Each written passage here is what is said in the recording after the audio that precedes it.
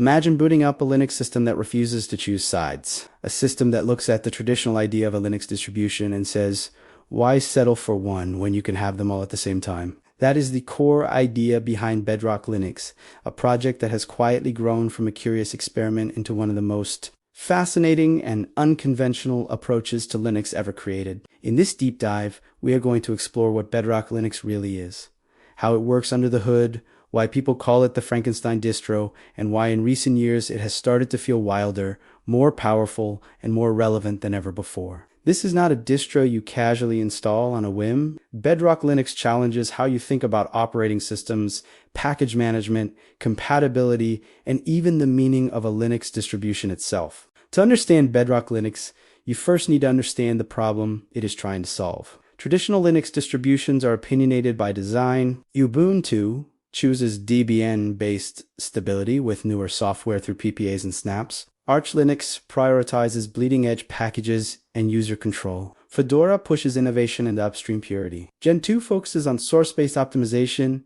Alpine emphasizes minimalism and security. Each distro has strengths, but also weaknesses. If you choose Ubuntu, you may sacrifice the latest versions of certain tools. If you choose Arch, you trade stability for freshness. If you choose Gentoo, you trade convenience for control. Linux users have accepted these trade-offs for decades, hopping between distros or maintaining multiple systems to get the best of each world. Bedrock Linux looks at the situation and asks a dangerous question: what if you did not have to choose at all? What if your system could run Arch packages, Debian packages, Fedora tools, and Gentoo builds side by side, all on the same installation, sharing the same file system and user environment? Not through containers, not through virtual machines, but natively. This idea alone is enough to make seasoned Linux users nervous, because mixing distributions has traditionally been a recipe for disaster. Conflicting libraries, incompatible assumptions, broken dependencies, and subtle system breakage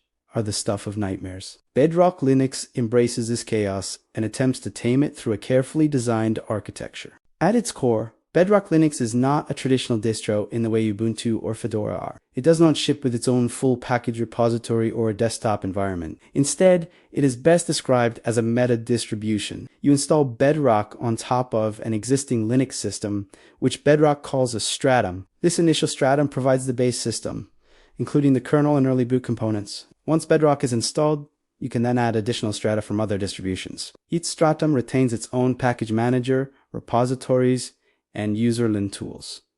Arch stays Arch, Debian stays Debian, Fedora stays Fedora. Bedrock does not merge package managers into one. Instead, it creates an environment where these systems can coexist and cooperate. This is where the Frankenstein label comes from. You are effectively stitching together pieces of different Linux distributions into a single living system. But unlike a crude patchwork, Bedrock's design is surprisingly elegant. The system uses a clever arrangement of bind mounts, namespace, and path resolution to present a unified file system view to the user. From the user's perspective, binaries from different distros can appear in the same path.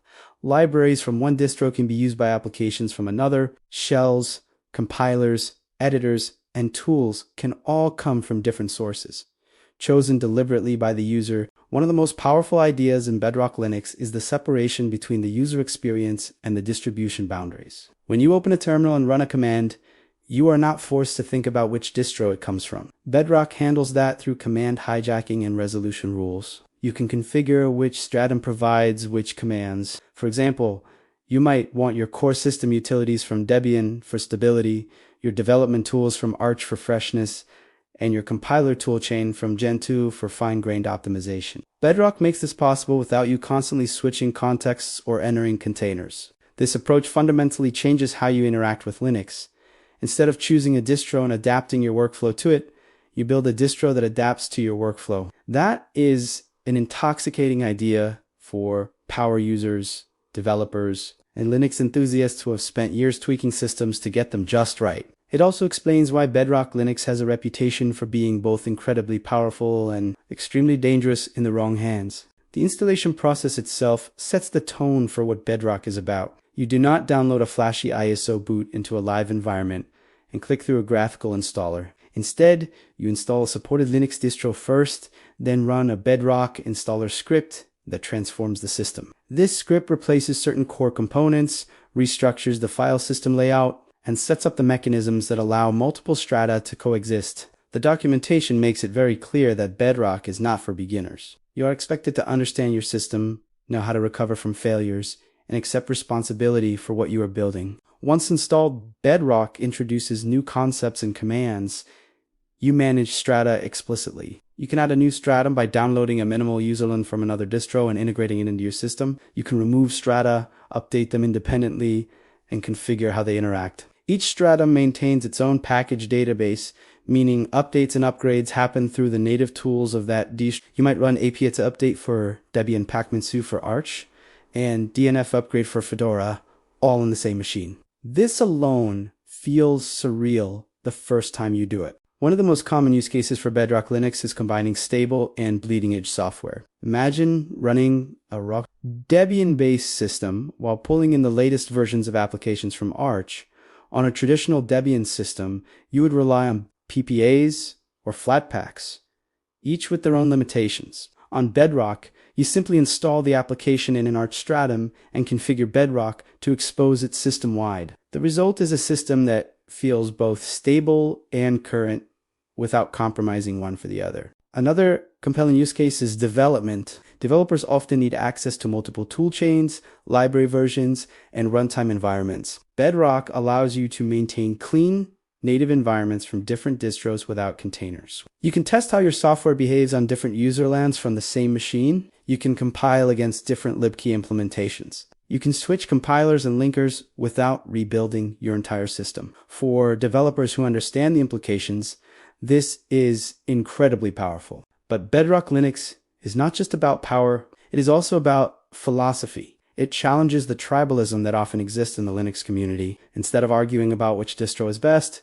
Bedrock suggests that each distro is good at different things and that users should be free to combine them. This philosophy resonates strongly in a world where software development increasingly values composability and modularity. Bedrock applies that mindset to the operating system itself. Of course, all this flexibility comes at a cost. Bedrock Linux has a steep learning curve. Troubleshooting issues on a Bedrock system can be significantly more complex than on a traditional.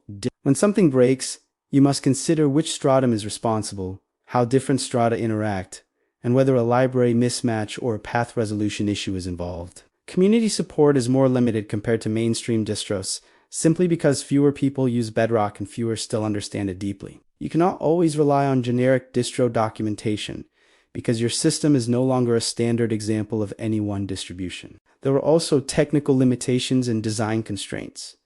Bedrock does not replace the kernel. You still rely on the kernel provided by your initial stratum. This means kernel-level features and drivers are tied to that base distro. While you can install kernel-related tools from other distros, the core kernel remains singular. This is an intentional design choice, as mixing kernels would introduce an entirely different level of complexity and risk. Another challenge is library compatibility. While Bedrock does an impressive job of managing paths and namespace, not all software plays nicely in a mixed environment. Some applications make assumptions about file system layouts or library versions that may not hold true when pulled from a different distro. Bedrock provides tools and configuration options to manage these cases, but it requires careful thought. Blindly installing software from multiple distros without understanding dependencies can still lead to conflicts. Despite these challenges, Bedrock Linux has continued to evolve. Over the years, the project has refined its tools, improved its documentation, and expanded support for more distributions. The developer community behind Bedrock is small but highly dedicated, and the pace of development reflects a deep understanding of Linux internals. Recent improvements have focused on better integration,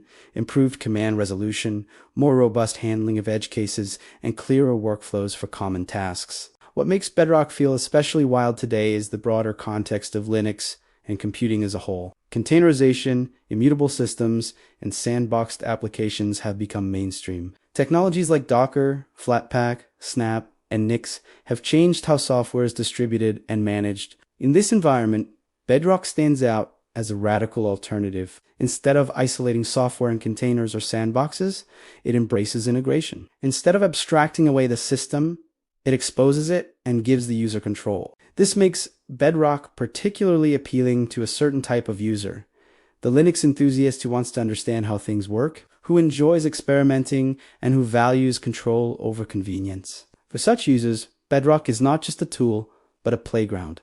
It encourages exploration and rewards curiosity. You learn more about Linux by using Bedrock because you are constantly engaging with the system at a deeper level. At the same time, Bedrock is not trying to replace mainstream. It does not aim to be the default choice for beginners or casual users. Instead, it exists as a proof of concept and a power tool. It shows what is possible when you question long-standing assumptions about how Linux systems should be structured. Even if you never use Bedrock yourself, its idea has influenced how people think about modularity, flexibility, and user choice in Linux.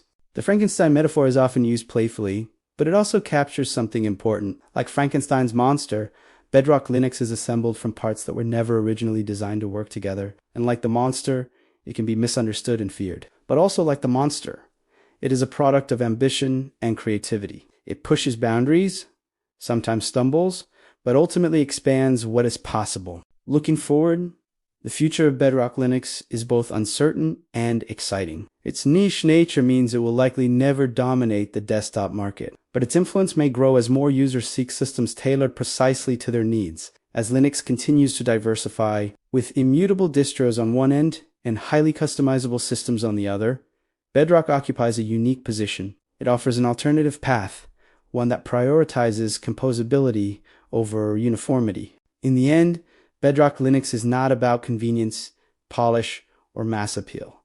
It is about freedom in its most raw form. Freedom to choose, freedom to combine, freedom to break things and put them back together again. It is a distro for people who see Linux not just as an operating system, but as a toolkit. For those users, Bedrock is not just getting wild. It has always been wild. The difference now is that the Linux world is finally catching up to the kind of thinking Bedrock has been promoting all along. If you are the kind of user who enjoys living on the edge, who is comfortable with complexity, and who wants a system that reflects your understanding of Linux rather than hiding it, Bedrock Linux may be one of the most rewarding experiences you can have. It will challenge you, frustrate you, and occasionally break in spectacular ways. But it will also teach you more about Linux than almost any other distro out there. And in a world of increasingly polished and constrained systems, that kind of raw power and flexibility feels more exciting than ever.